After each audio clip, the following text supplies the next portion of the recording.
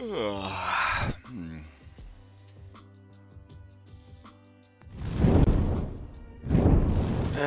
it's 8:09 a.m. and it's time to prep some Dungeons and Dragons. Yeah. So it looks like Foundry ain't booting up this morning. That seems bad. I've been stuck at these loading screens for about 5 minutes. I have other things to work on while we wait for this, small speed bump to resolve itself. But don't change the fact that it's a little obnoxious. Alright. So one of the things that I want to work on is table clutter. So basically, let me see. I'll open these up in other windows so I can kind of keep track of their progress, but I don't got high hopes right now. Alright. I was making some table clutter for the map table because the main map is already pretty cluttered. So I was gonna accept the fact that we got so much stuff we got to do both tables. And then I was going to look up how do we create a link so you can kind of click something and go from one table to the other by interfacing with the table. So maybe they've got a small map and they click on it and it takes them to the map table. And then maybe there's, I don't know, something that they click on that takes them back to the role-playing dashboard. So that would be really cool. Since we can't work in Foundry this morning because shit ain't loading up, we'll go ahead and work in Photoshop instead. And maybe we'll research how to get that done, essentially. So I've already made the Sunblade hilt as an item. The other two items that I wanted to make, of course, are the Tome of Strahd, Strahd's Diary, essentially, and then also, what else do we want to make? The Amulet of Ravenloft. So I think the Amulet of Ravenloft is going to be the easiest one. Let's see. Because a million people have made this already as a thing to show off to their players in real life. They have real life props of this. So for us, it is a simple matter to just go and take one of these into Photoshop, and we're good to go. In fact, as always with Curse of Strahd, we are drowning in options here. So I think I'll go with this one because it's got a chain. It is a shame that it is sort of low resolution. The best I'm seeing is 500 by 500. Let's see. Let's see if we could find a... Nope, 500 by 500 is the best we're gonna get. Yeah. Alright, no worries. So we're going to go ahead and save it. And we'll open it up. And I guess we'll trim it. Yeah, I don't know what the situation is with Foundry this morning. I guess after we finish trimming this, if it's still not working, I will go and see if there's some server issues. I'll try restarting the servers and logging in again. We'll see what happens. Now, because this is so low resolution compared to like many things that you'd want to work with, the smarter tools in Photoshop that sort of like detect things, they're probably not going to be able to automatically trim the background for you, because the blurriness of the picture combined with the background color being the same color as the prop, I think it's going to get pretty confused. Also, this is a pretty unusual prop, so I don't think it's going to be like, oh, I know what that is, like it will do with other subject matter. especially nowadays, a lot of these Photoshop tools are kind of AI driven. So you're gonna have to keep that in mind. All right. Now the benefit of the kind of basic bitch like gray background here is that we could probably get away with leaving the gray inside the chains, and it would just sort of be, you know, the shadows that are cast by the chain on the table that it's being set on, and that shouldn't be too much of an issue. But yeah, we'll see. If we ever get into Foundry, we'll see what it looks like on the table. But yeah, there are tools that automatically trace objects. I just feel like this particular object, from my experience, is not going to trace auto trace well. So that's why I'm going in and just doing it manually. But sometimes, if you get a nice contrasting background, yeah, it's like a couple of clicks and you're done with trimming away the background of something. So we will have to see. Now we could have also done one of these without the chain, and that would have been great. That would have saved a lot of time, and we certainly had enough options to choose. Just kind of making it hard on myself, basically, because I don't know. That's what I do sometimes. Okay. Other things that I wanted to check out this morning. I've been working on streamlining the crafting system. So I wanted to talk about decisions that were made for the crafting system. And then we're still keeping the crafting system. I just wanted to kind of go over what I'm planning to do to sort of right the ship, I guess. Now that they're getting strong enough that they can handle random encounters, I could see them traveling more, and thus having more encounters with enemies that they could harvest. But then also maybe braving some downtime, because they're kind of realizing like we can't do everything. So they're just gonna sort of ignore that. And then that will give them downtime to go and harvest resources and do crafting and whatnot. And then also, they are getting strong enough that they will be able to travel around and find the people that can teach them how to do the more advanced stuff. So, like, there's a lot of changes coming up in the campaign now that they're kind of halfway through it, where I think crafting is going to come online, and I need better ways to manage it and craft it. Manage it and make sure they can craft the things that they need to craft. There we go. That's what I'm trying to say.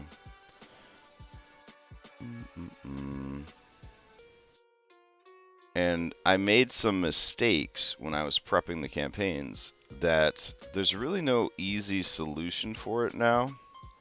But I did come up with a solution that will work, and it's probably the best thing I could hope for, given the fact that the game is already, all three games are already underway. So that's what we're gonna do.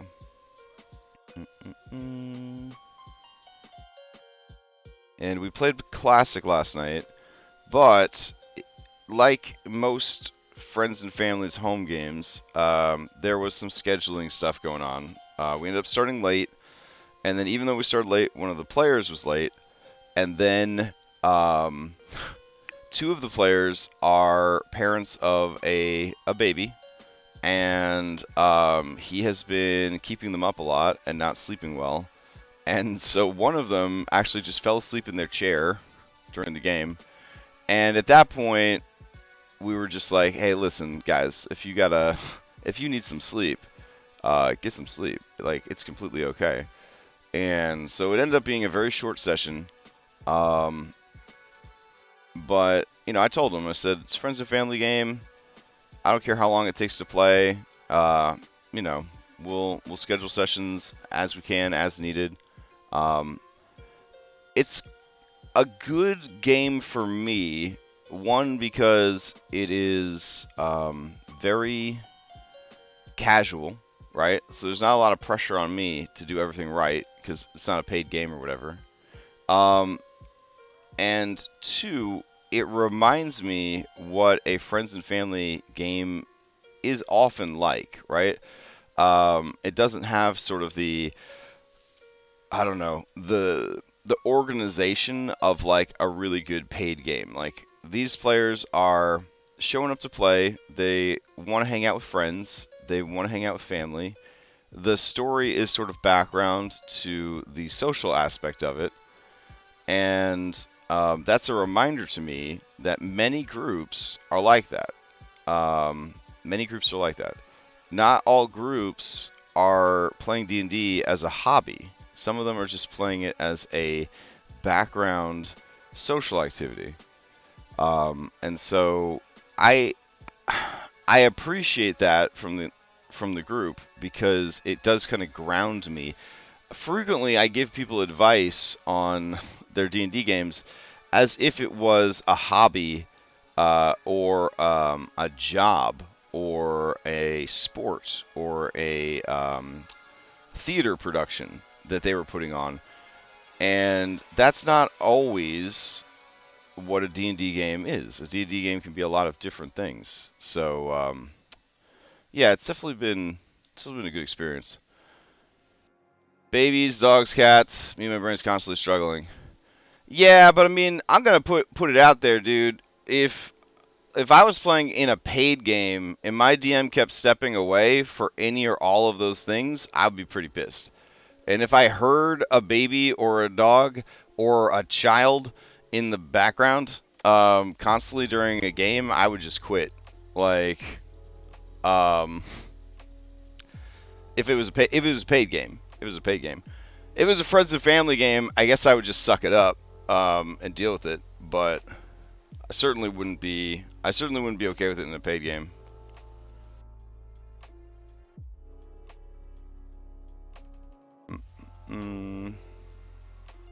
Like, I'm paying for the DM's time. I want the DM to be there in the game.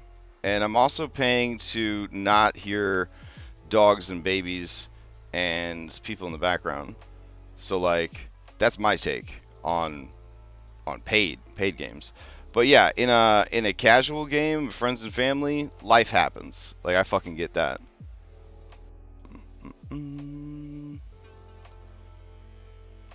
Wow, I picked a pretty messy thing to try to trim the fat on, and we still don't have Foundry in the background. I'm gonna assume that there's some login issues or that my servers are janky this morning. Let's see.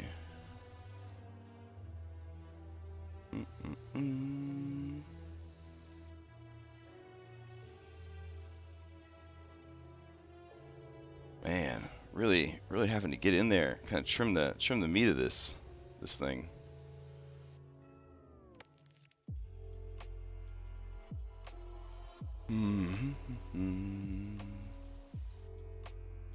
Yeah, but you can see zooming in, it's so blurry and low resolution that I can't imagine that a trim tool would be able to make any sense of any of these areas.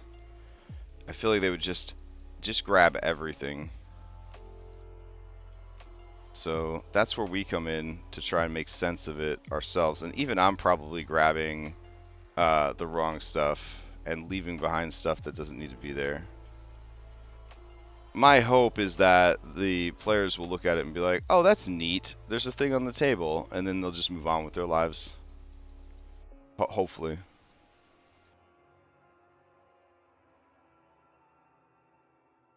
All right.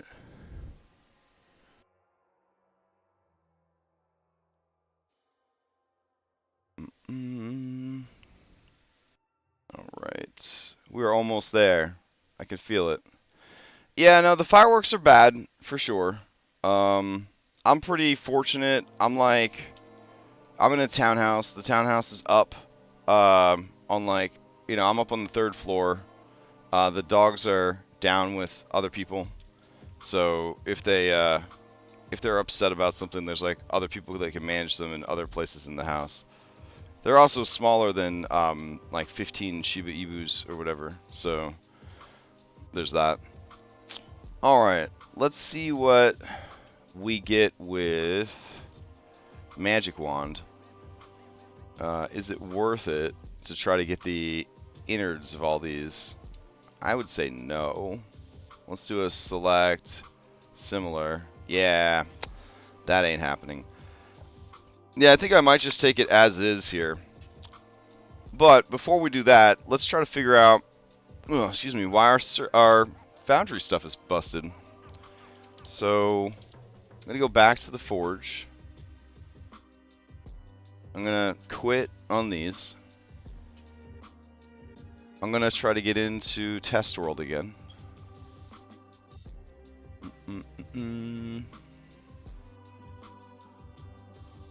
Oh man, that's the worst.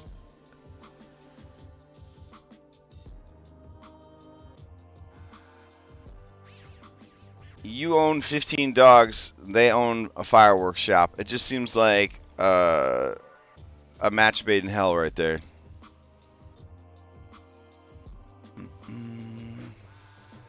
Alright, let's see. We'll just try one server to get booted onto. While that's happening, I'm going to swing by the forge, see if there's anybody complaining. Alright.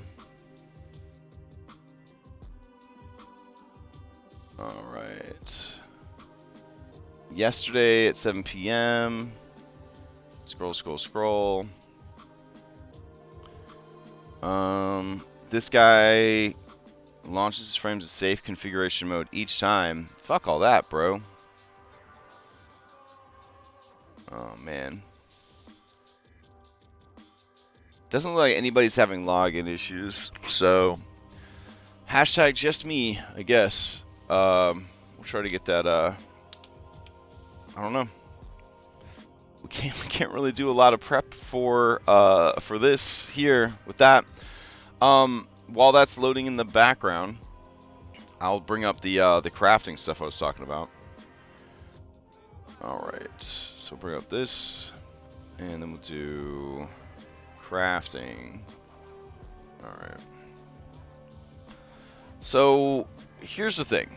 We're doing magical cooking from Heliana's pseudo monster hunting book, and that sort of handles itself, if I'm being honest. That sort of handles itself. We don't really need to worry about that. Here, I gotta change the font here so we can see these. There we go. And then same thing right here. Alright.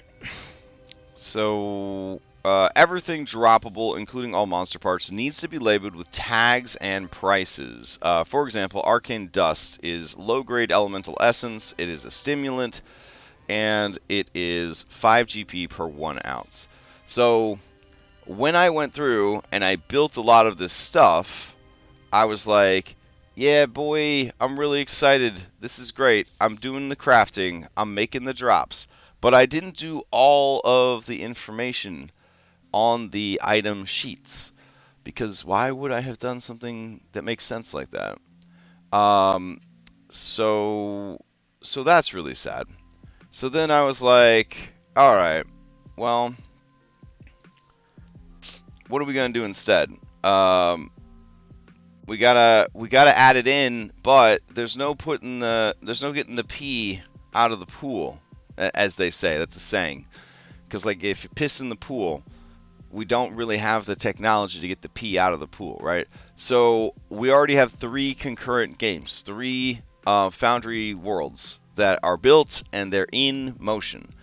I don't want to have to go and delete all the monsters and put the monsters back in, and delete all the items and put all the items back in.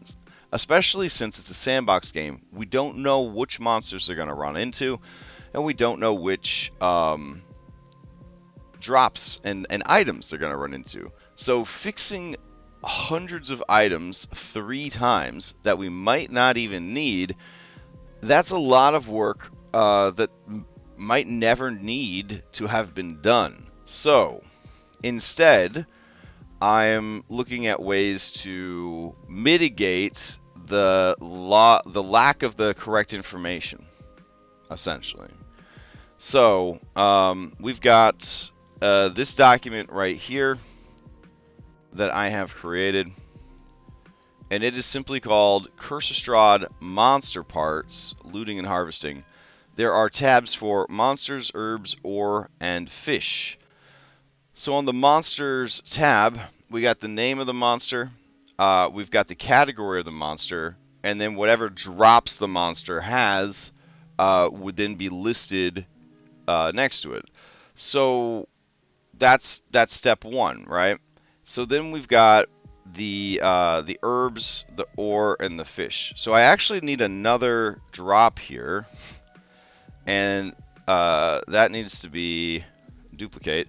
That needs to be monster drops. So we're going to call them M drops. Alright.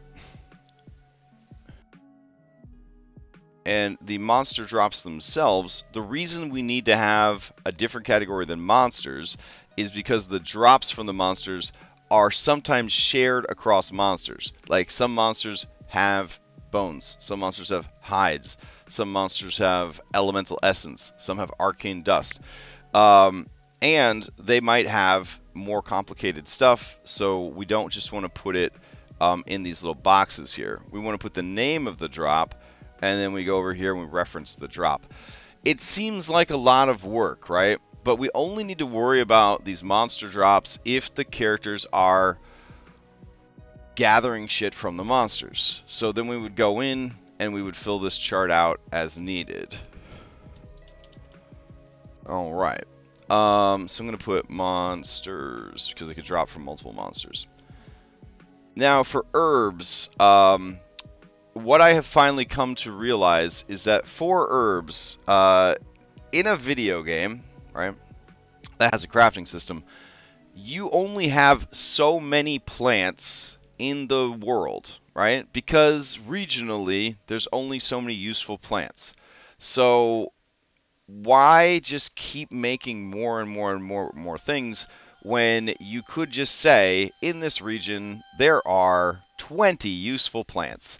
10 of them are common, 5 of them are uncommon, 3 of them are rare, and 2 of them are ultra rare, right? And so now you have a general guideline of 20 plants in the area.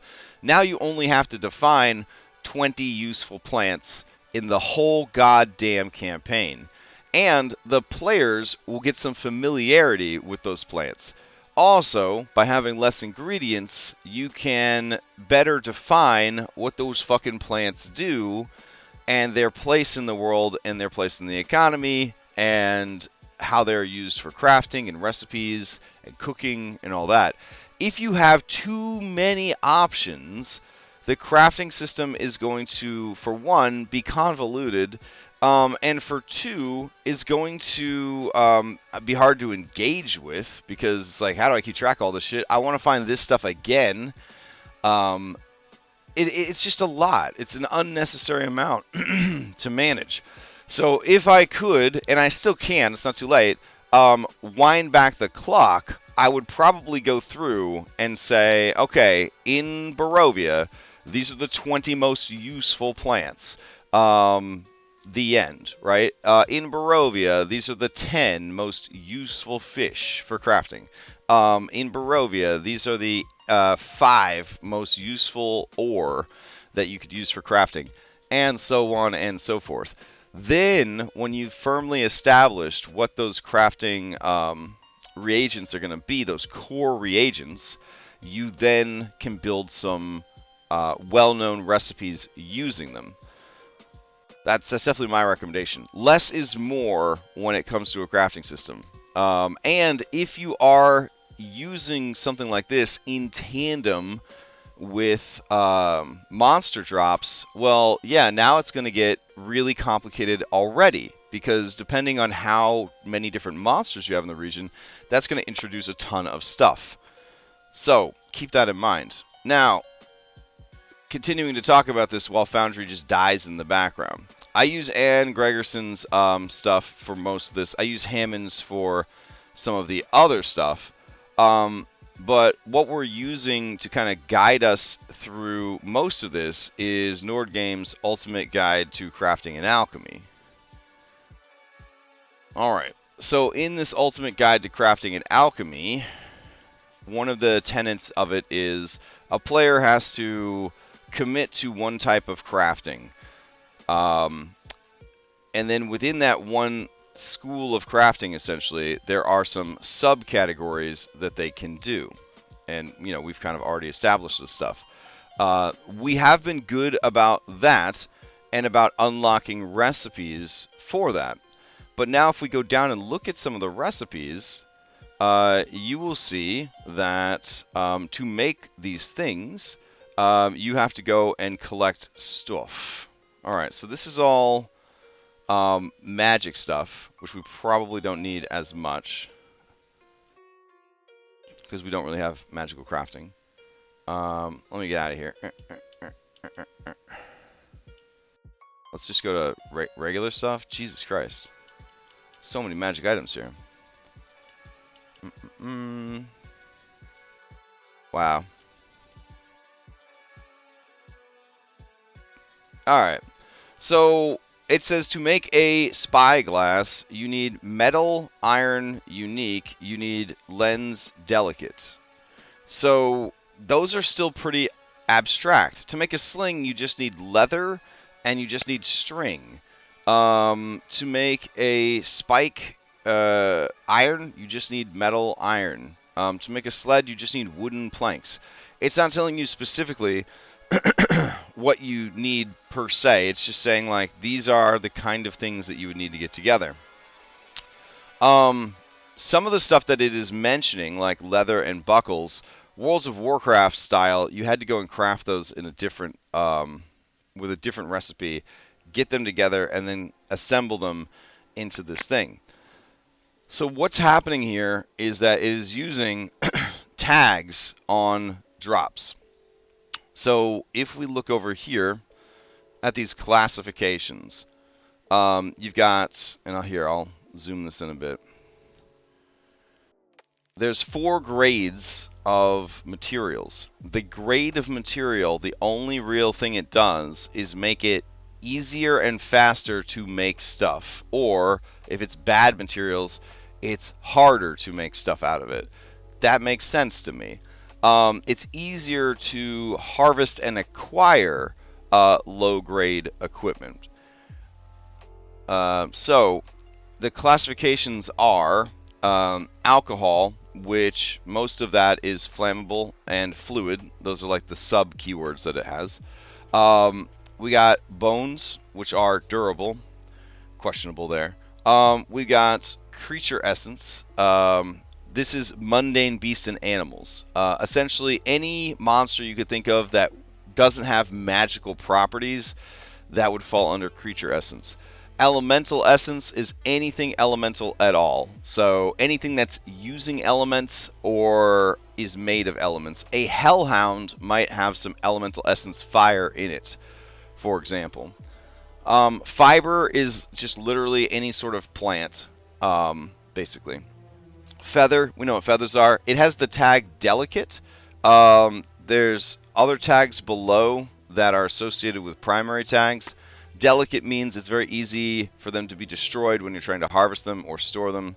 Gemstones, the same way. They're delicate. Gemstone also applies to anything crystal, glass, or clear, fragile, sparkly. Hide is just the skin of anything. Intoxicant, stupefying. That means that while harvesting it, you could accidentally, if you fail on your harvest, stupefy yourself. A lot of the harvesting side effects only work in this sort of Curse of Strahd Isekai game. Most D&D games, and you're going to be fine after a battle because you're going to be able to use magic to heal yourself up. You're going to be able to use Tiny Hut to camp without being bothered. Every difficulty, every hardship in the world is just removed via magic. So having like an out of combat, like, oh, you got poisoned, oh, you got stupefied, it doesn't really mean shit for shit. But in this game, where resources are so scarce, where you can only long rest in the sanctuary, where you start to run out of hit dice after a while, taking any amount of damage, anytime, anywhere, you're gonna feel it. You're gonna feel it. So that's kind of interesting. It's interesting that they bothered to come up with it in a system like 5e where it's inconsequential in every possible way. But it's also interesting because for Strahd Isekai, it's exactly what we need, which I really like. Metal is the mundane poor guy metals. So any metals that you don't think to yourself, these are valuable, they fall under metal. Precious metal further down is any metal that is fantasy, magical, or real world, well, not real world, but traditionally valuable in a D&D setting, like silver and gold would be, you know, precious metals, whereas copper would not be a precious metal, even though in the real world, copper is a very useful and valuable metal. We can't even afford to make pennies out of copper anymore because copper is too important. We can't use that shit on, yeah. So it's a hard distinction. I guess it would be based on your campaign world of what is a metal and what is a precious metal. Medicinal is a tag for anything that could be used to essentially make medicines. It's a broad term. Monster essence. This is from any creatures that have a little bit of magic to them, a little bit of juice in them. They are a step above a creature. Again, it's very vague, which makes it hard to sort of qualify and quantify this information. A pigment is something that can be used to dye something else or create a dye. They have the staining property, so, you know, watch out when you're harvesting. You don't want your hands to change color. Precious metal, we already talked about. Psychotropic also has the psychedelic property. That means that while you're harvesting psychotropic substances, if you fail, you become affected by psychedelic side effects. So you start hallucinating and stuff like that. Rocks. Rocks are literally rocks. I guess, and this is hard for me, right? Because we've got gems, which are a rock, right? They're minerals, Marie. And we've got metal, and we got precious metal. I guess whatever's left over, if you aren't a gem, and you aren't metal, and you aren't a precious metal, you're a rock. Beats the fuck out of me. Then we've got sand, which one would argue is also a rock, because it's rocks that have been broken down by erosion. Listen. Nord Games wrote a 255-page crafting manual, and you didn't. So at least they are trying, okay? Then we've got stimulants. This is poisons that juice you up in good ways. We've got toxins, which is traditional poison. They have the poisonous trait, so if you fumble that shit, you will get poisoned. And then we got water. Just water. And then we got wood. So then within that, you've got these properties. Corrosive. A failed attempt to harvest a corrosive ingredient deals 1d6 acid damage to the harvester. A failed attempt to make an item with a corrosive property deals 1d6 acid damage to the creator. So this is very cool because, again, in our game, recovery is hard, right? You've got to use very limited resources, your very limited hit dice. You can't be long resting all the time.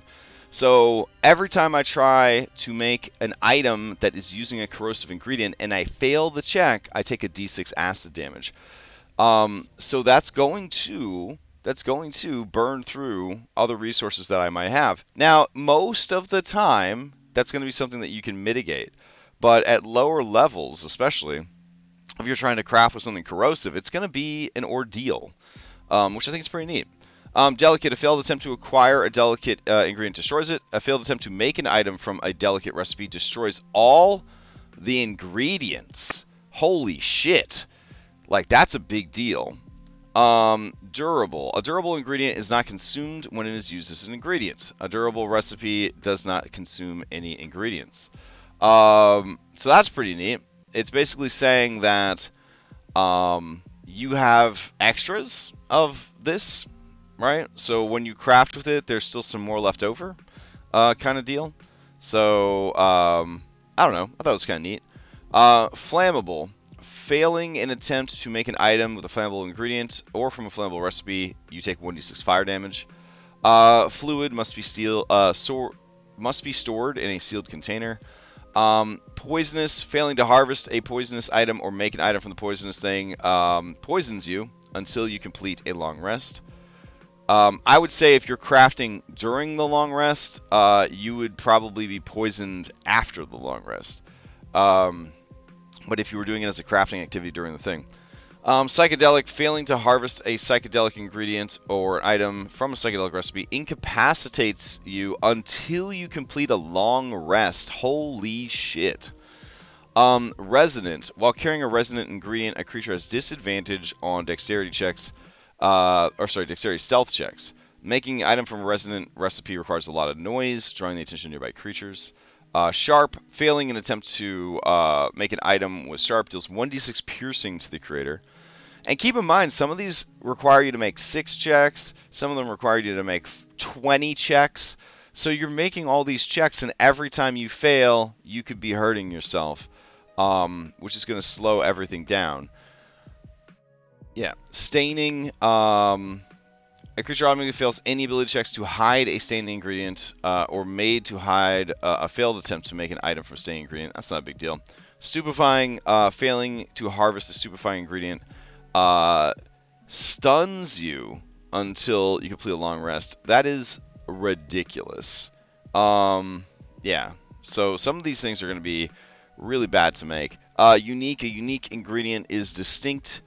The more a distinct instance of the more general ingredient. So basically, unique is like a named drop instead of a more open-ended one. And then volatile, they just does force damage to you if you fail to harvest it or if you fail a crafting check. So crafting is a lot more dangerous than I think it was advertised. So that should be kind of interesting. Now, there are feats that they could take that I think mitigate that stuff a bit. I doubt anyone's going to take any of their precious feats and use them for that, but they certainly are here just in case. Alright. Now that we've kind of gone over that, I should probably be trying to figure out why I can't log into fucking Foundry. Let me see if I can get into Mythic Odyssey. Alright, I'm going to stop the server. Start the server. And try to launch the game. Let's see what happens. Yeah, I tried Control Refresh already. And yeah, sometimes that does work.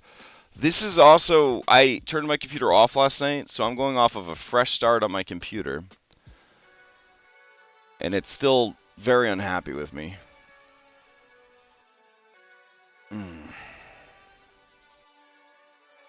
Now, if Mythic boots up no problem, then I know it has to do with, like, Curse of Strahd. Now, what I haven't done is I haven't updated in a while. So it could be updates. Now, the game did load last night, no problem. But you never know what's going to change from one day to the next when you are using a hosting service and not just having your own private environment frozen in time. But yeah, we've been trying to get into Foundry for the last 48 minutes, so starting to get a little worried. Let's see.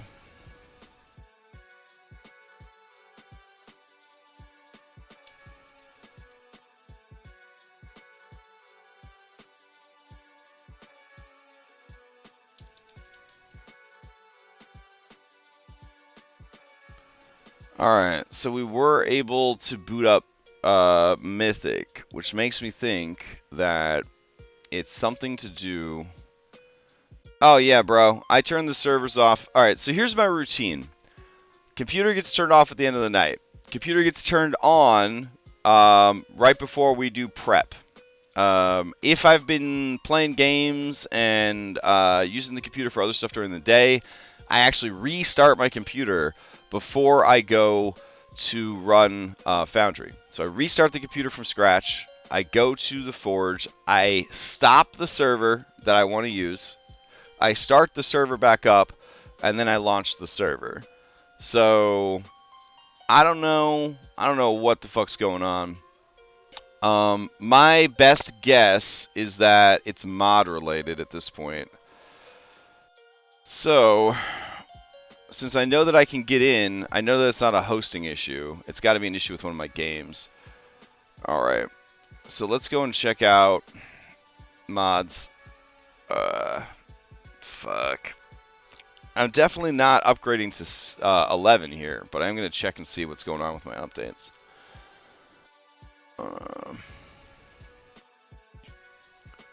No, I don't want to update all packages. That's crazy talk. Let's see. Has update. Alright. D&D importer, sure. Let's see. Simple calendar, yeah. I got 37 fucking updates. I don't have an actual system update, do I? Let's see. D&D 5e. Okay. No, I don't think there's a straight up system update. So that's good. Alright.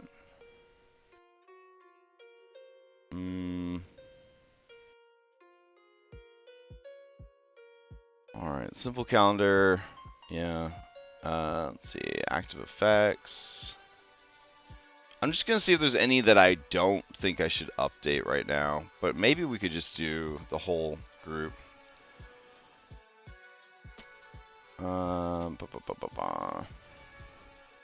Mass edit. Z-scatter. Yeah, we should be fine. Sure. We will update everything.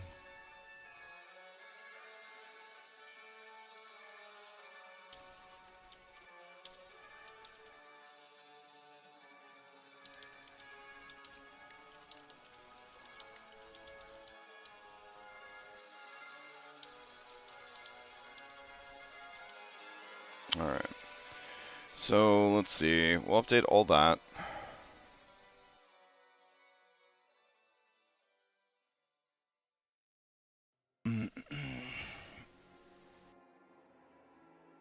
Listen, I don't like running updates. I don't know what to tell you.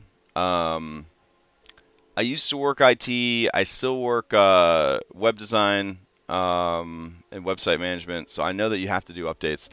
I actually worked really hard to secure a contract with a company that handles all the updates and stuff so that I didn't have to be in charge of running updates anymore because I hate running updates. Yeah. What is this? Basis? Oh, man. Well, yeah, I guess I have to update it. Oh, that sucks. Alright.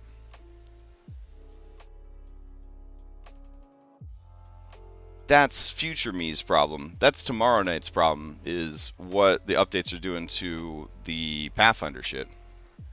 Alright, updates are completed. Great. So now we'll go back and we'll see if this makes life any easier. Alright. Test world. Stop. And actually, I'll go ahead and stop Classic because we're not playing for 3 weeks. You know how friends and family groups do. Alright, we'll go ahead and start this test world up. And we'll go ahead and boot it up. And we'll see what happens. If we can boot up test world, then we definitely need to boot up Daybreak. Make sure that's loading. Because now we've only got about an hour until the game.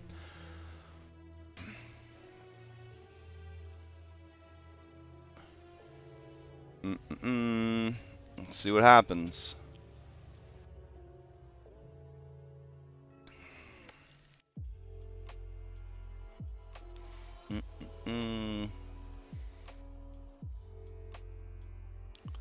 I guess while that's loading, I'll look for a Tome of Strahd.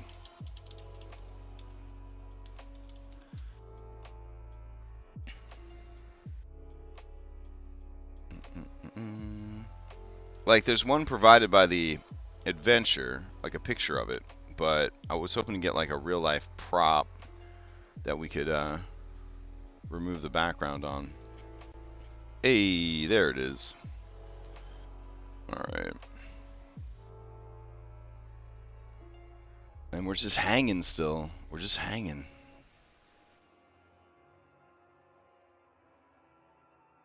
Alright.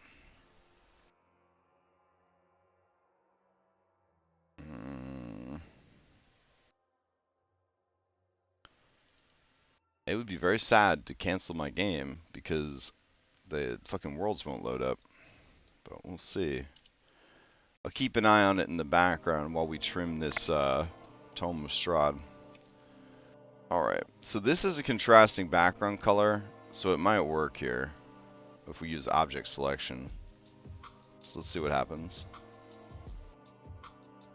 Yeah, there you go. It's a pretty common object. It knows like what a book is, essentially. There we go. So now we can go in and add the ribbons, because the ribbons were the same color. It didn't recognize them. There we go.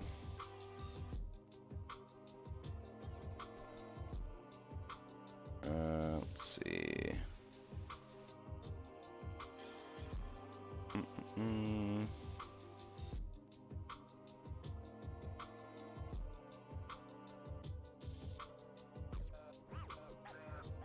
I wonder if a particular mod in an update is now causing issues with the login. Don't know for sure. Hey, we're finally in. Alright, so it was probably an update issue. It doesn't make me feel any better about it, but I am glad that it's in, so that's good. Alright. So, let's see what it says. D&D migration to version 2.2.2 is complete. Applying D&D system migration. New update is available to Foundry V10 stable. Oh, maybe that's the issue. Maybe it wants me to upgrade. How's my world size looking? How dare you? How dare you, Orf? How dare you? Oh my goodness. Wow. I don't know, actually. I don't know what it's like right now. Alright, how do we get to the next happy good? We're on patch 6. Let's see. V10 7 build 303. Isn't that the one it just told us we should try? Let's see. That's at like the very edge of 10 before it switched us over to 11. Okay. Warning, overriding the default Foundry version can cause problems due to module incompatibility. If you wish to set a different default version of Foundry, we recommend doing so in Game Manager. Oh, alright. Let's see. Game Manager. Where the fuck is that at? Ah, here it is.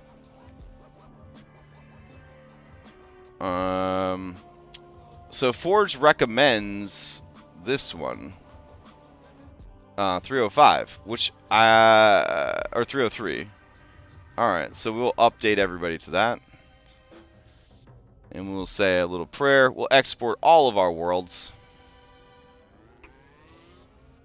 How big is your world?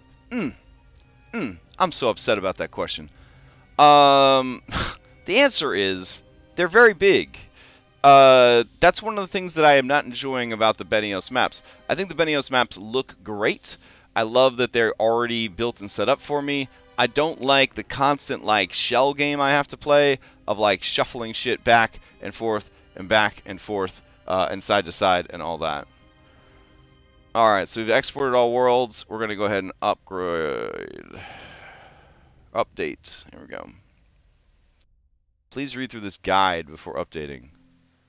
Man, I don't want to read through a guide. You have updated your Foundry game settings. That's wonderful. Okay.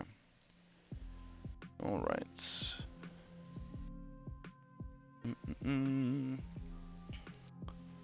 I'm sure everything's going to be fine. Let's see. We will stop the server. Oh, I wonder if I have to do updates on my mods again. Let's check. Man, it's really good that we have almost all of the actual prep for the game done. Oh, thank you for the follow, Croydty? Croydty? Alright. Let's go check out modules again, in case that has changed in our update. Send you a link to a macro from GitHub. It is to test world size. I thought there was, it just told you the world size when you looked at the settings. Let's see. Alright. Nobody has any updates, so that's good. Alright, so back to games configuration. Do I have to run that script inside the world to know how big the world is, Orf? Alright, we're going to start the server back up. Let's see. I was trying to remember where it tells me how big the world is outside the world. I think it's this. Alright, here you go. Test world is 35.36 megs. Classic is 44.22 megs. Admittedly, what, you're not supposed to go over like 30, right? I don't think you're supposed to go over 30. Curse of Strahd Daybreak is 38.86. Curse of Strahd Nightfall, because they have the castle activated, is 71.59 megs. Fuck. Yeah, if you guys are curious, I believe that the cutoff is like 30. You don't want a game to be higher than 30. Yes. So... Yeah. No wonder Nightfall took forever to log in. As a good example, Mythic Odyssey, which has been going on for 24 months, something like that, 2 years, right? Over 2 years. They are only at 56 at like session 140 or something, right? And I haven't really archived a lot of stuff. In contrast, Nightfall just hit session 30 and they're at 71. So these 3D animated maps, they are a fucking beast. They will chew up your stuff fast. That is why you have to play the shell game of, oh, you're not at this location anymore, and you just throw that location in the trash, essentially. And then you have to pull that location back out. Where this is killing me is because I'm running these games concurrently. If Daybreak does some stuff at Yester Hill, and then they leave Yester Hill, and then I archive Yester Hill with Daybreak's changes, those changes are going to be there if I pull Yester Hill back out for the Classic group. Do you see the problem I'm having there? So, essentially, every time the party leaves a location, I just have to delete the location, and then it gets like a hard reset, like a video game level, or like a zone in an MMO or something like that, where, oh, you've come back to the castle, whoop, the castle is fresh, factory sealed, I'm pulling it out of the box every single time. I can't save any changes to these locations long term. Whereas with the non-animated maps, if it's a location that they go to frequently, or I can just, I can keep it, or the 3D maps wouldn't be as big of an issue if I wasn't running the games concurrently. Because if they make changes to the winery, and then I throw the winery back into the compendium, and I pull it out, it's been updated with those changes. But I can't do that with concurrent games. So every time they're done at a location, I just have to delete that location. And then I have to start it fresh every time. This is very difficult for something like Valakai or the winery, where people have died in some of the playthroughs, but not in all of the playthroughs. How do I remember Who did what? Notes? I guess. Do you know what I'm saying? Like, it's been very difficult running these games concurrently, especially with the size of the assets. That was an unforeseen monkey wrench, I guess, in the equation. All right, so we have updated to the new Foundry. We're gonna stop the server. We're gonna start the server. We're gonna try to log in. This is on test world. Let's see what happens. And I mean, I did technically do the post-it note, make table clutter. I do technically have the table clutter made, so it's not like I didn't get any actual prep done today, but it does feel like a lot more Foundry bullshit. But it is the price of power, one might say.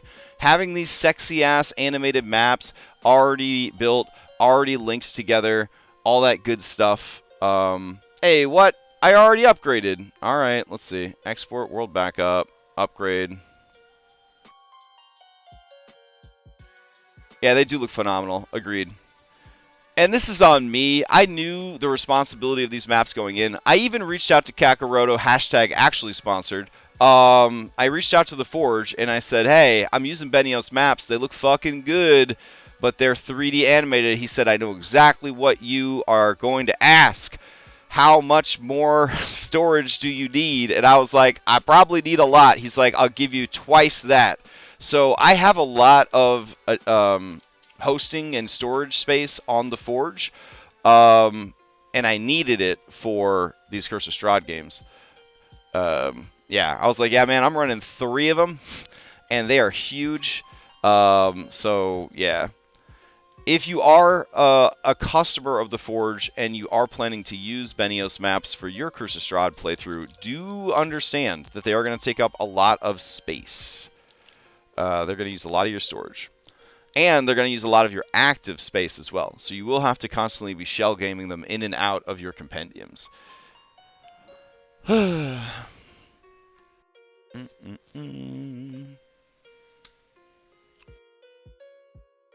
But yeah, the price of power, I guess, is a good way to look at it. If we were using just the basic bitch maps from the world, Roll20 style, would we have to constantly fuck around with this stuff? No.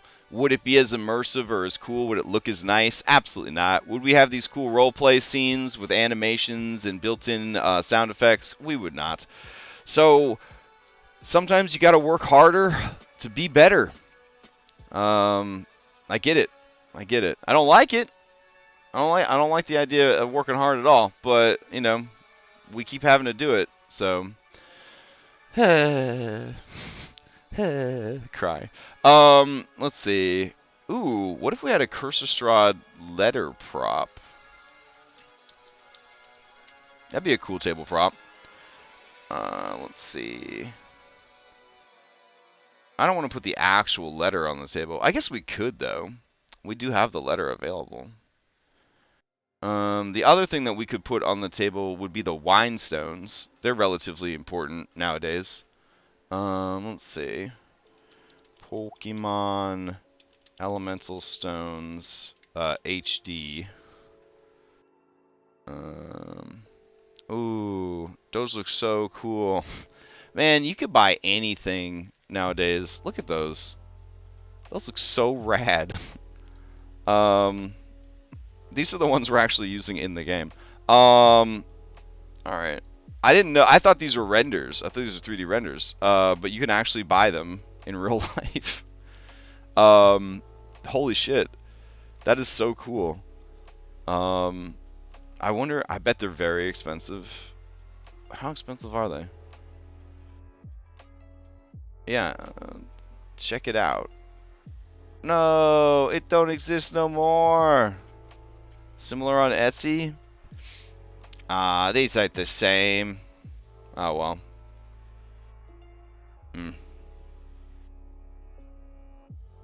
Okay. So anyways, let's go in here.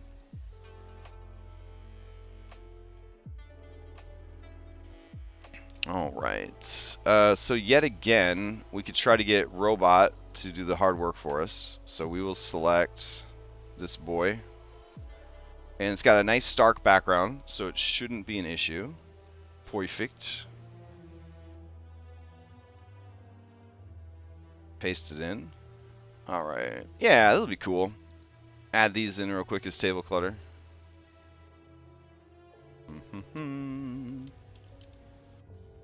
Alright.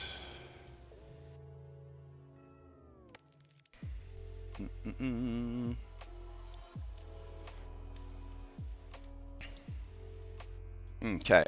So it looks like we are finally in the world. And that's good. Part of why it is so heavy, I don't have a lot of actors. Actors can definitely drive this up. I don't have a lot of journals. Well, okay, I do have a lot of journals. Fuck.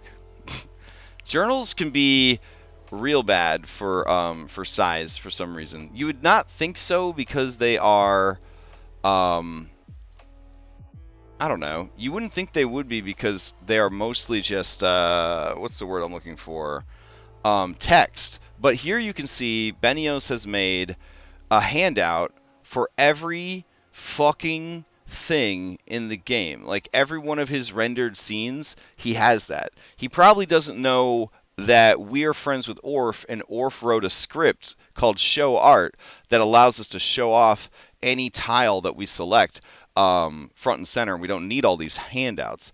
So what we could do to start freeing up some space is we could delete all these handouts, because those are all beefy as fuck. So we'll get rid of those. And then also here we got handouts as well. We'll get rid of these. I don't believe these handouts are going to break anything if we get rid of them. So there we go. It might break something like shortcut to this handout, and if that's the case, we'll just show the art manually. I don't think I've ever needed one of these go-to handouts things, so that'll clear up a lot of space right there. As far as scenes go, I've got a whole forest here times 2, because we got the winter forest and we got the regular forest. But unless they're going to Krezk in the frosty areas, they don't need the winter forest, so that could be archived again. We have the crystal caves here because we were working on them, but there's no reason to have those. Dowercrag Castle, unless they're actually going to Dowercrag Castle, you probably don't need that.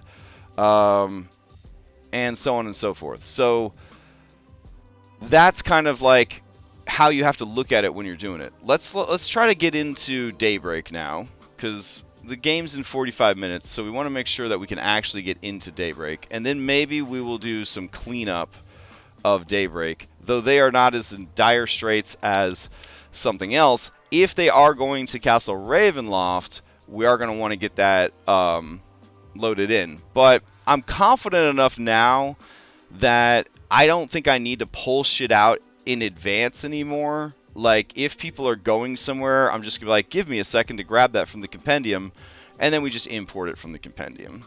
So I don't think it's going to be too much of an issue. Sorry if I'm rambling here. Alright. What's up, Hungry Kobold? Let's see. With online games, a question to ask is this better than in person or just more convenient? I think a lot of games are perhaps the latter, but it is these tools and hard work you do that could justify saying the former. Oh, thank you, man. Like, if I busted out one of these maps, my players' brains would melt. Yeah, I mean, I hope it hasn't lost the appeal yet for my Curse of Strahd players. I hope that they're still like, damn, they got everything on this. I hope they still have that feeling, because I still, having prepped all this stuff and interacted with all the maps, I still feel like that sometimes. I'm still like, god damn, Benios maps went hard, and he still goes hard. He works really fucking hard. He is a true craftsman. You know what I'm saying? Let's see. Orf says, if they have images or GIFs in them, that's a lot of space. Yeah, so I think the handouts are our biggest offender, Orf, and the easiest solution is to get rid of them.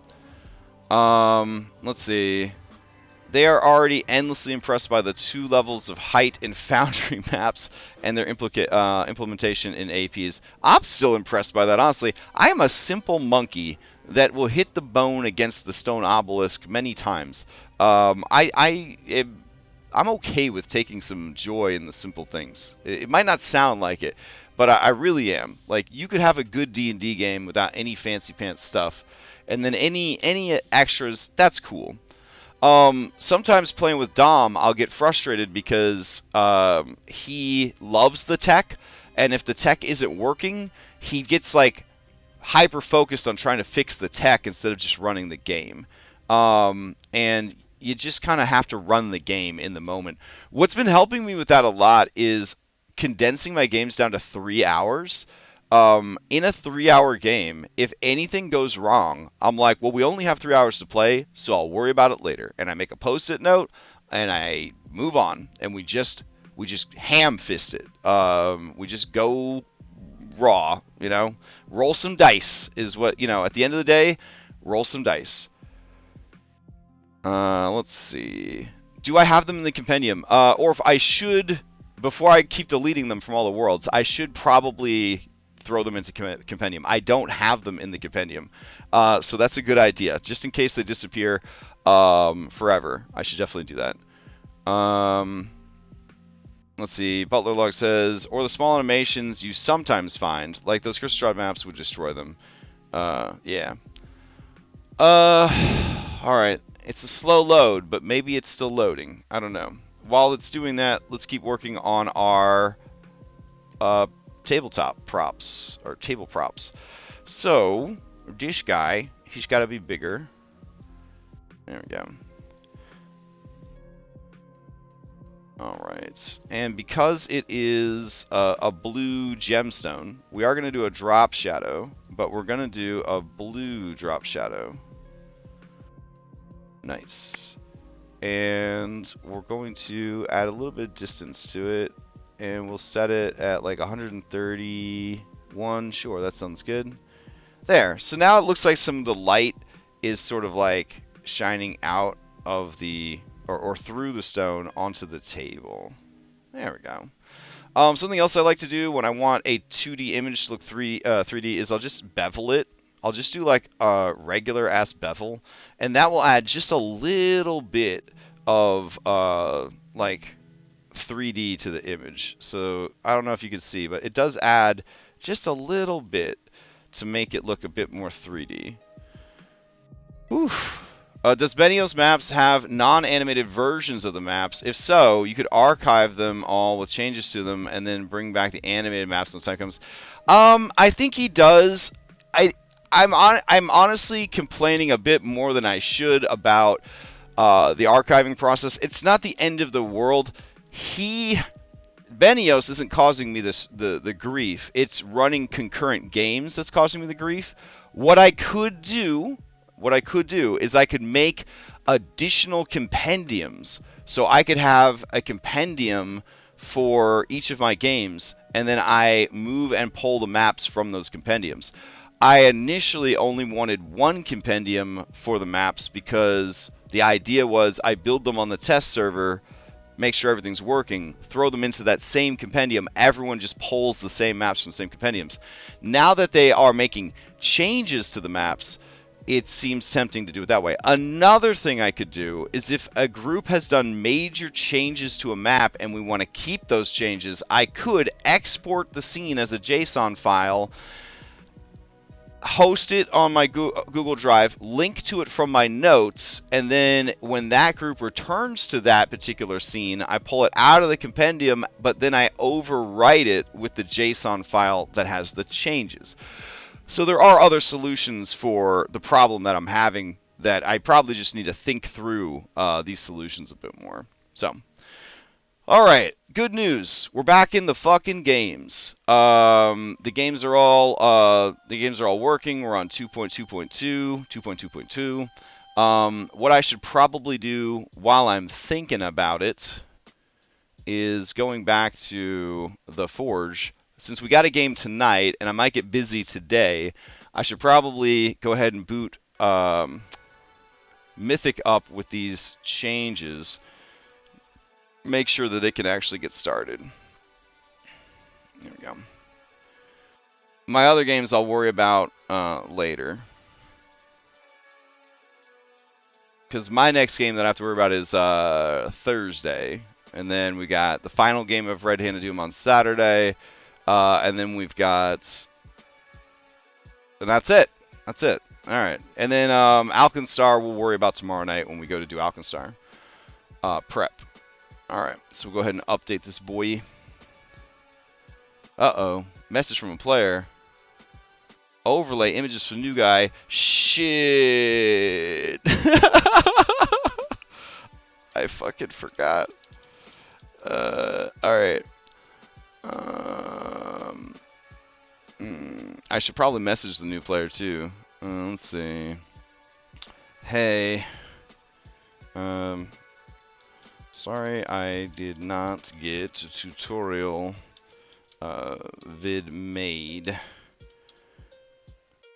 Honestly, Foundry VTT changes so much that the core stuff you will pick up quick. The rest just sort of happens.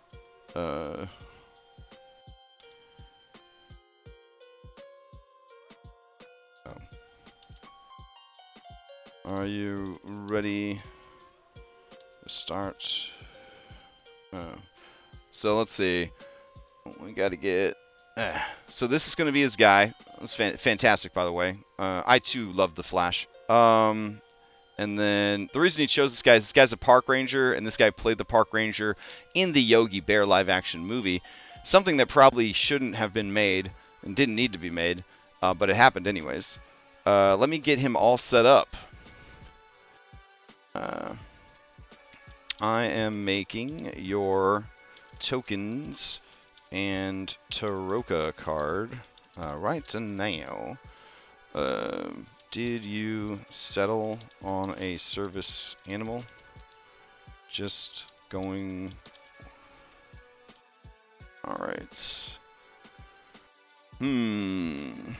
Okay, so we're going to go to active tokens. Glad we got everything working with enough time to be reminded by Lex to do this, because I completely forgot that we had a new player starting today. I'm just the worst. Oh, man. Alright. Let's see. Technically, we're not in June anymore, but I'll take it. Alright. The Ghost of Sergei. Boom. There we go. There he is. Two options, a retired police dog or potato. Wow. If you go potato, we would have a potato in both timelines. Let's see. I gotta look up this dude's name. Thomas Chapman. Alright.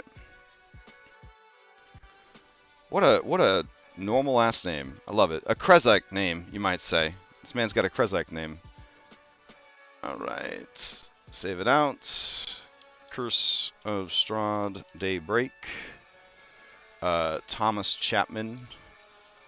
01. Yeah, it's also good that we already had Photoshop open and ready to go. Whew. Look at that. Serendipitous. It all works out. All works out in the end. Alright. We're going to go to player characters. We're going to go to Daybreak. We're going to look for Thomas Chapman. Okay. We're going to make sure he is only owned by our new player, who is Jones. There we go. Save. Okay. And then we're going to go in here and we're going to give them their own folder. So we'll go to Cosi Actors. Where's Daybreak? Oh, you're killing me. Oh, is Daybreak its own fucking folder? Let's see. Players. There we go. Daybreak. Alright, new folder for Thomas. Okay, go in here and grab Thomas. Work files. Thomas Chapman. Perfect. Alright, select prototype token. Let's see. Paste that in. And he doesn't have anything fancy going on there. Give him some blood. Make sure he's got vision. Doesn't have dark vision. Doesn't have a light source. Resources. Always on for everyone. His hit points. And update. I feel like he should have more hit points than this. Oh, yeah. He should have the bonus hit points, right? Alright. I'll check with Lex, who's much smarter than me. Hey. Y'all had 1 level 0 hit die. Yeah? Okay. So, let's see. He's got his Faxpiration. We'll put level 0 hit die as another resource here. And he would have 1 out of 1. Alright. And we'll put a D8 there. Alright, cool. So the average on that would be 5. So he would actually have 24 hit points. There we go. That's not a lot of hit points. How these guys, is that really all the hit points that these guys have? Jesus Christ. Why do they play in this game? Are they fucking crazy? No, they got like 42, 52. Why do they have, oh, because they all fucking pumped that Constitution. Jesus Christ. Why would he only have 19 though? Let's math it out here. So max would be 8 plus 5 plus 5 plus 5, because no Constitution modifier. So you'd have 28 hit points. That's terrible. Oh my god. He's gonna die so much. Oh my god. He's gonna be injured on every... Oh man. Well, some people gotta learn the hard way. What the fuck? Alright. Let's see. What else we gotta give this guy? We gotta give this guy a fate point. Blop. There we go. He's got a fate point. He's got bear spray. This dude's the best. Fucking A. Alright. He don't have DM inspiration. I'm gonna give him one because he has such a great character. So there we go. Alright. He probably doesn't need Faxpiration. That'll get tracked by this other thing, but I think he's got the general sense of it down here. Lex is one of the greatest players of all time, so don't let him hear that. So let's see what other shit he's got. He's got his human DM thing. He's got that. DM inspiration goes 1 out of 3. Moxie, exertion pool, bloodied but uncut fate points. Alright. That's cool. So we've got that settled. And then we need his doge. So he says, let's serve and protect then. I got as far as I could on the character sheet. Nothing was coming up in the compendium, so I tried adding things manually. Oh, okay. What else do you need? I am logged in prepping. Done with my weekly fight with Foundry VTT and actually prepping now. Alright.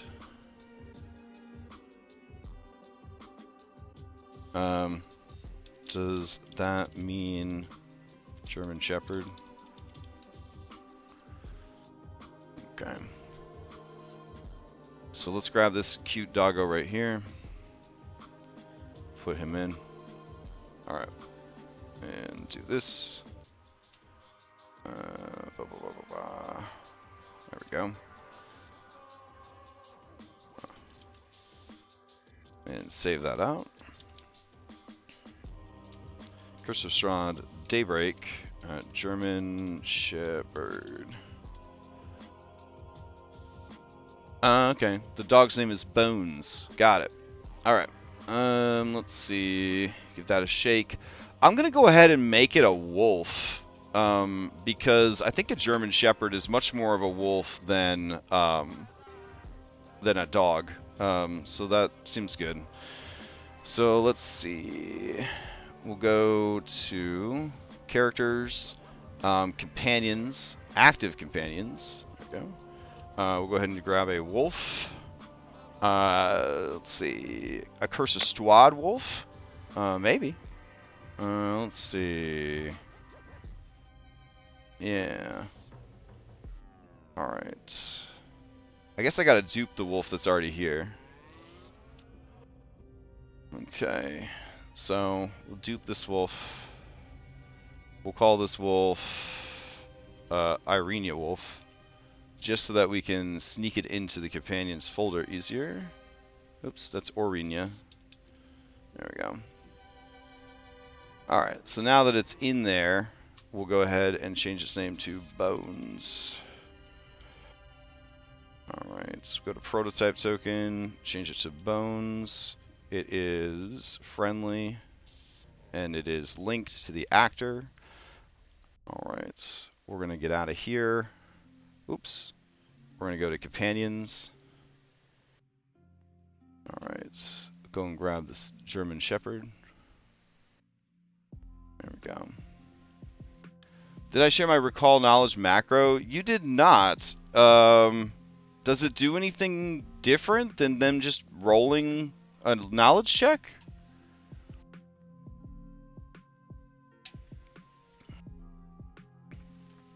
I don't think he dumped Con. I didn't check what his dump stat is. I'll have to check what his dump stat is. Alright, let's see. And we'll go ahead and put that in there. Okay. And all that seems good. Turn on vision. Oh, right. They can't actually see through their companions. Never mind. Resources. Always on for everybody. Update. Alright, everyone's level 4. So companion should be level 4. So he should have 4 hit dice at least. So that's going to be 4d8 plus 4.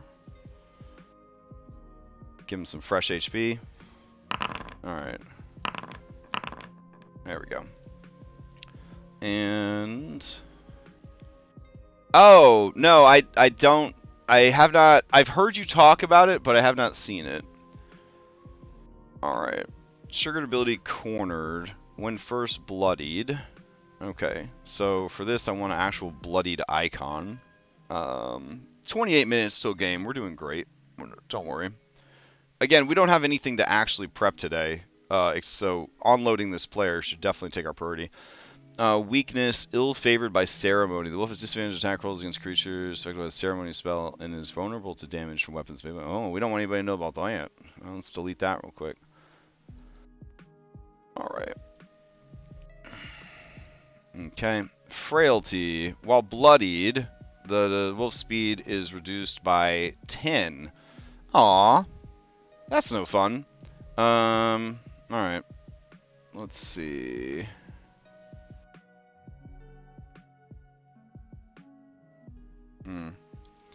We gotta go here. And... token status markers. Bloodied. Alright. So he's got the bite. That's good. It knocked people prone. That's great. Let's see. The DC on it should scale with level. So what we'll do is we'll go here, and instead of a flat, we'll base it on his strength. Alright. Cool. So that's fine. Pack Tactics is good. Let's go over and check out companion abilities. Let's see. Monster abilities, survivor abilities. There we go. So what kind of shit would a dog have on top of what he's already got? Lone wolf for a wolf? Nah, no. Sacrificing, shield, magical, holy power, inquisitive, magical talent, evasion. They all have evasion, so let me throw that on there. Okay. Encourage, divine guidance, disengage, desperate scream, stay close. As a reaction, you move up to your speed. This movement must end adjacent to or closer to your companion PC. Oh, that's pretty cool. Alright, so we'll give him stay close. Alright. I think that works for now. He can get more as he goes. Alright, so we'll give him access to bones now. Alright. Alright. I also fixed your HP and included your level 0 hit die. Alright, bones. He needs gear. I assume I should be able to drop and drag from the compendium, but they were all empty. Same with feats. Are there any background mechanics to bring in? I got maneuvers picked out and resources set up for it. Like Saya said, he'd help me figure out to link all of them at some point. Okay. I took tough for level 4, if that's okay. Yeah, man. You need it. You should definitely have had more than 19 HP then. Alright, let's see. Let's check the world patch doc for this guy. Alright. Tough. Oh, we didn't do anything to boost tough? Damn. Could have sworn we boosted tough. How tough is it overall? Your toughness. Oh, okay. We didn't boost the tough feat. Alright. So, where's this boy at? Come on, brain. Come on, come on.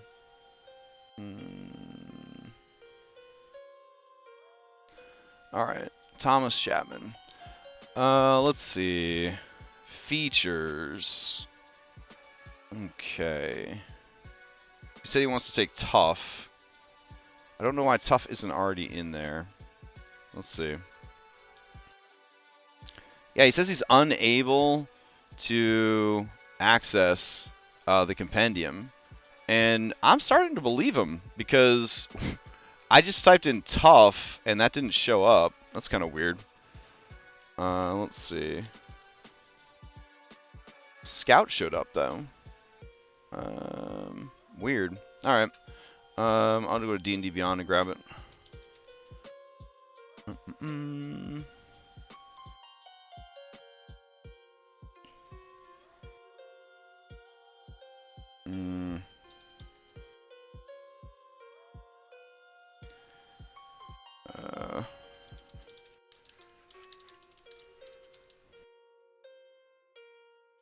Alright, so he's also going to do mobile at 3, because I love rogues, and I give them way too much extra shit, because that's how I do. So let's see. Tough is a passive. There we go. Nope. So tough, and it is level 4 feat. There we go. Paste that in. Your maximum hit points increase by an amount equal to twice your level when you gain this feat. Whenever you gain a level thereafter, you get additional. So now he's got 8 more hit points, guys. Alright, so we're getting there. We're getting there. One would ask, if you get it per level, would level 0 count? I'm going to say yes. So, sure. We'll put him at 38. So he's got 38 hit points, guys. We shouldn't be as worried anymore. Alright, so that's good. And then he's going to do mobile. Is mobile in my compendium? Do I not have that fucking compendium turned on? Let me see. Of all the compendiums to not have turned on. Let's see. Go over to this book. Items. Class features. Do I not have feats? Is feats not a fucking thing? I find that hard to believe. Feats. D&D Beyond feats. It's empty. What? Okay. Fun. Alright. Turns out my feats compendium didn't import from D&D Beyond.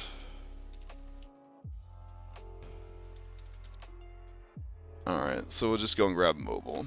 Manually.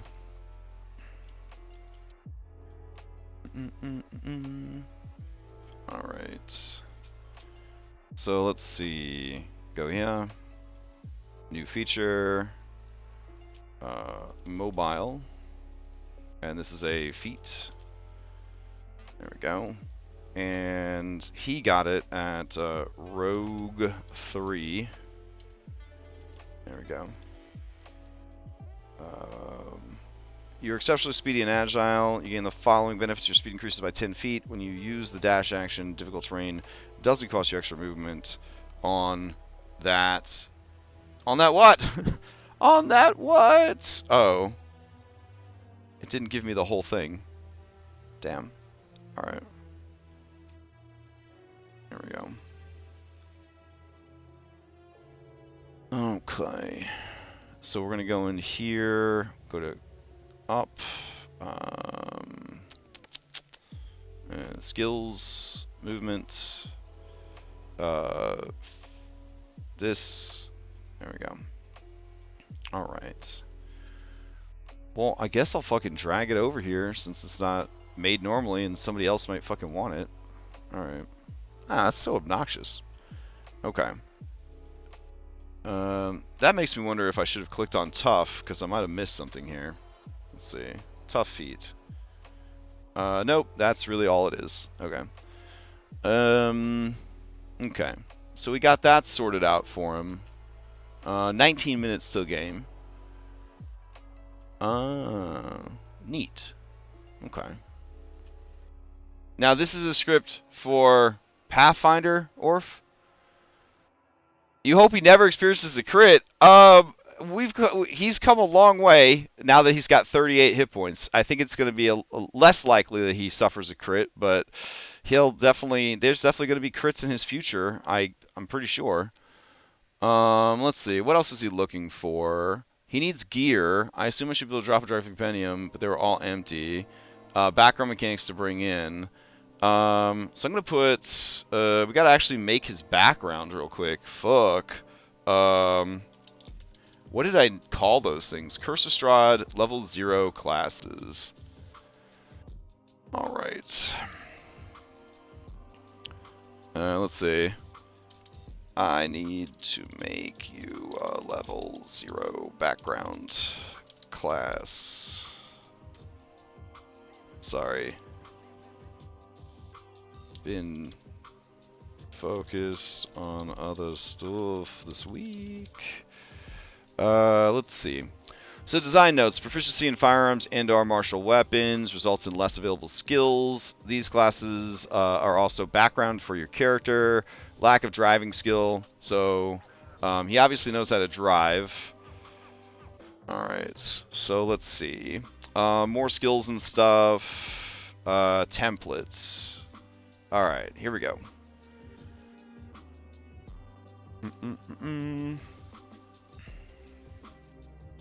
Alright. Oh no!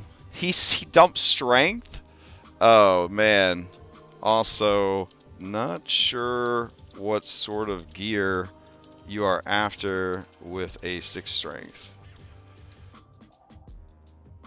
Let's see.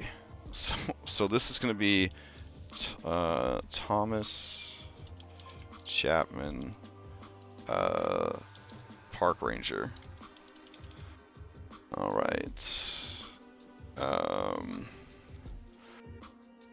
The mystery that haunted your dreams now haunts you. Alright. Let's see. Hit points, you got a D8, blah blah blah. Proficiencies, armor. I would say maybe light armor from dealing with animals.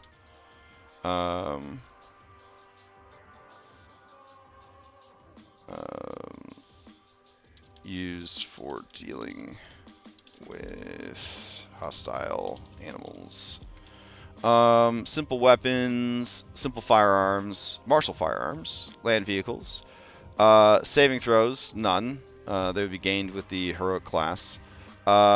Skills, choose any 3, choose any 2. Traits and abilities. Alright, let's see.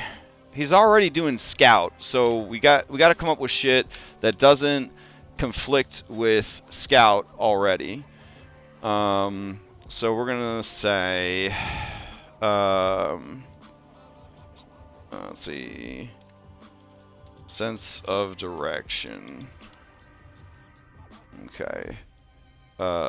You have advantage to checks made.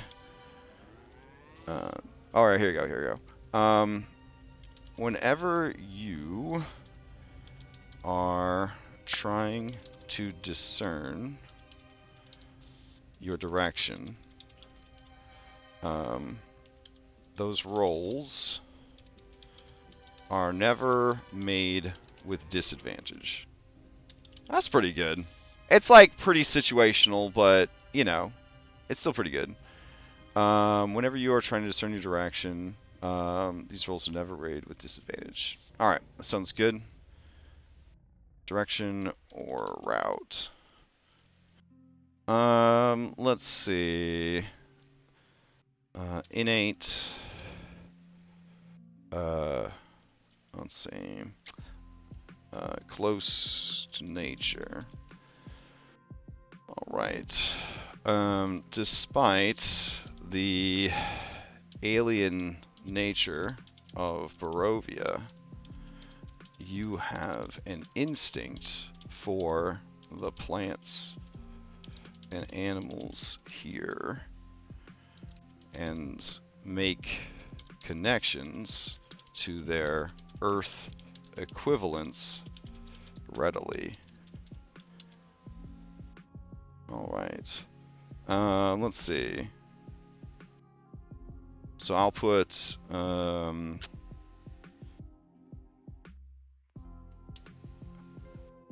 when harvesting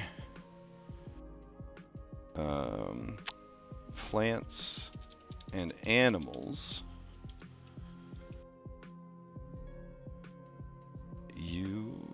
when harvesting plants and animals, you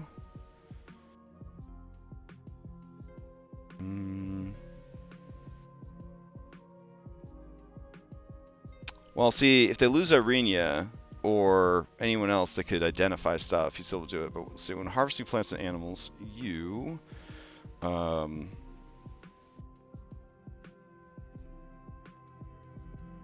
find one extra common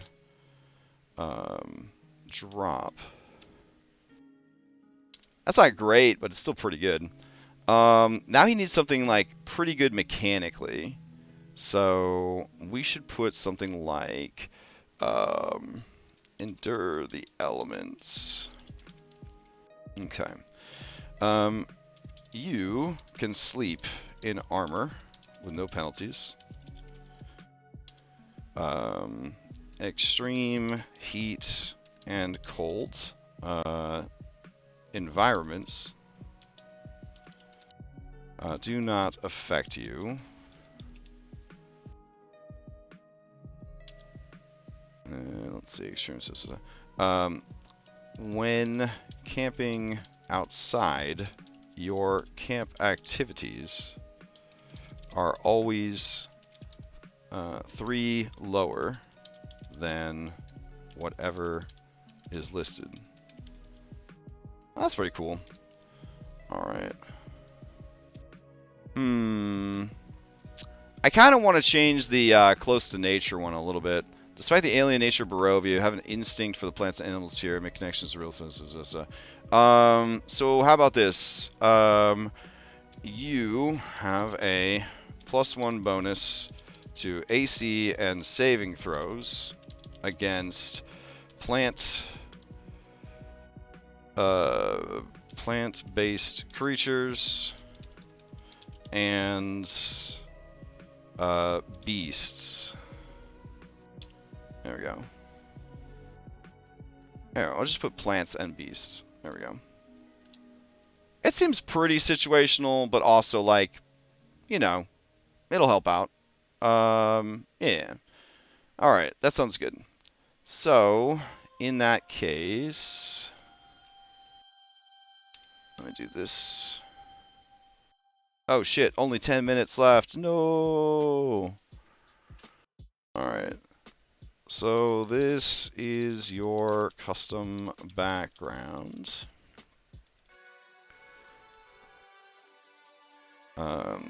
I will add those 3 abilities now. You can select 3 more skills and add land vehicles. Alright.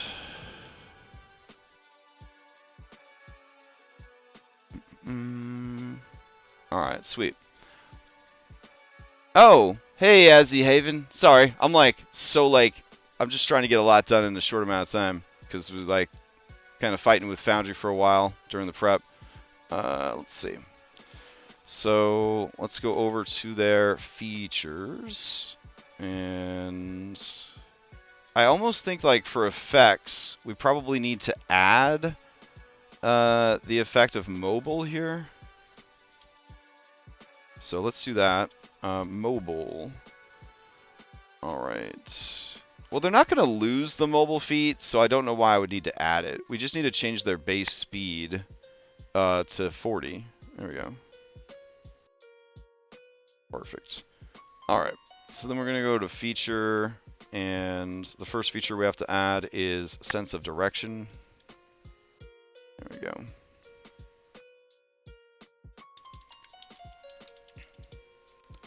Okay. Cool. Then we're going to add close to nature.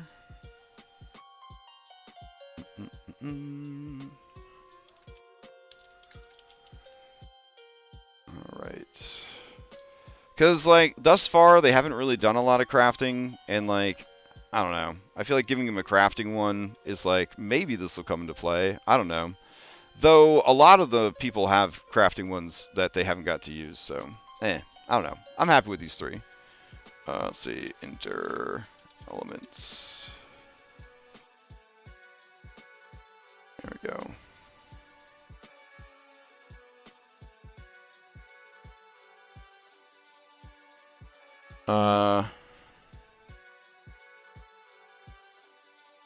For Scout? Let's see.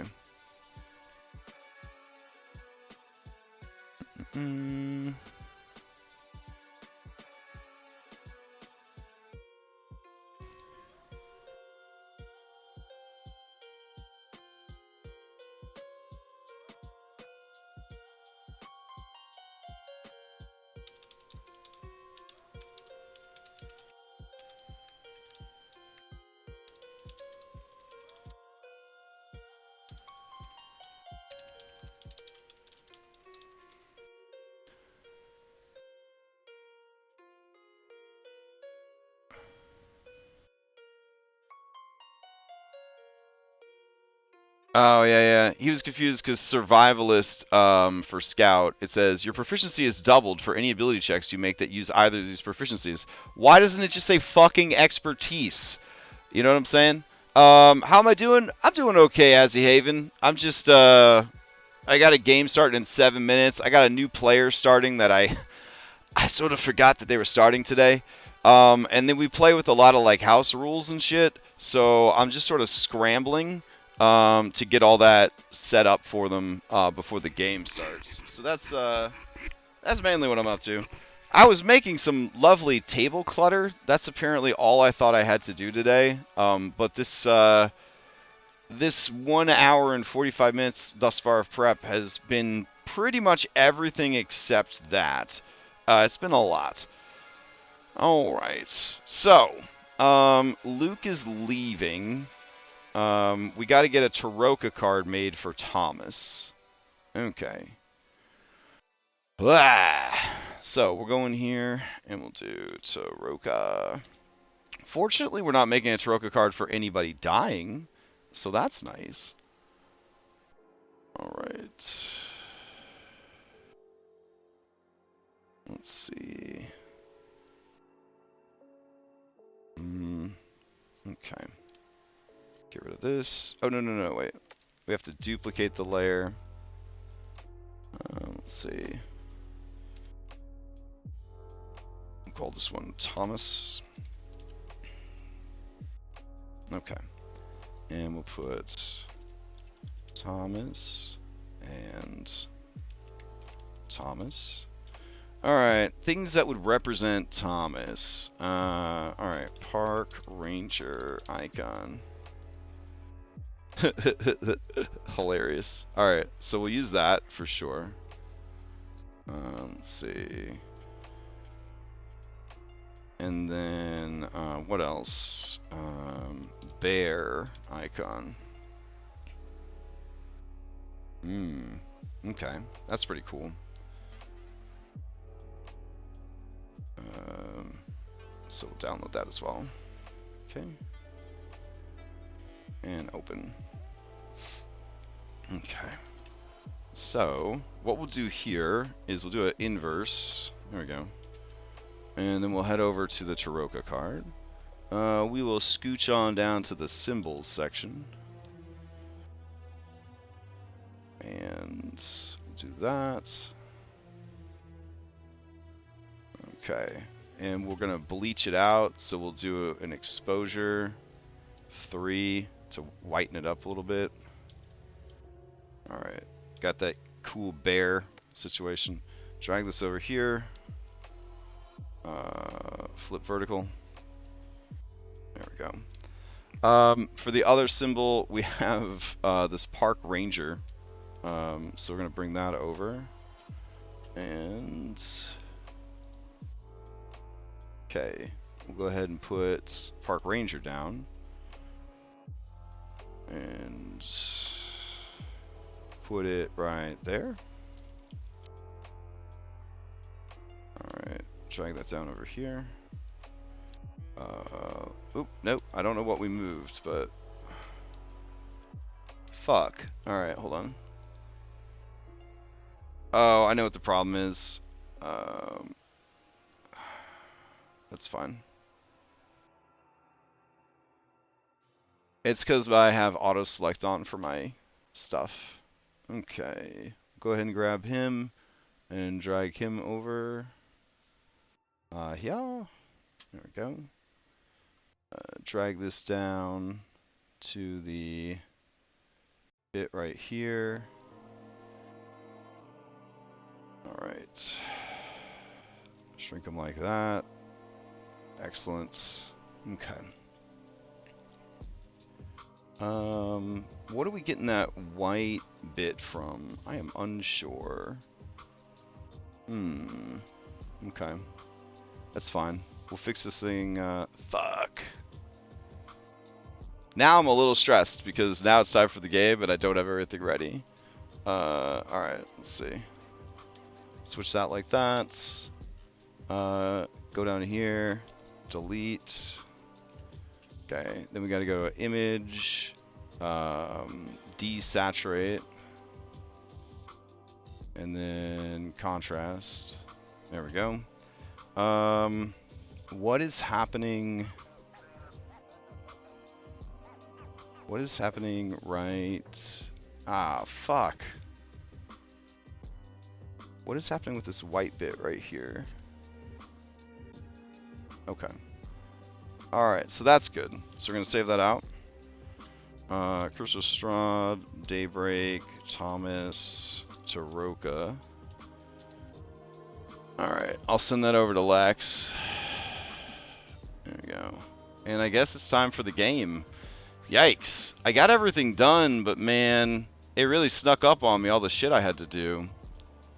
Not super duper happy with how prep went today, but we got a lot done. Got a decent amount, and we fixed things, so that's good. That were broken.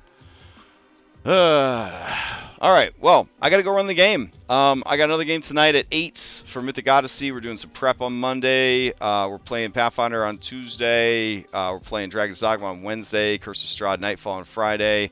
No, Thursday.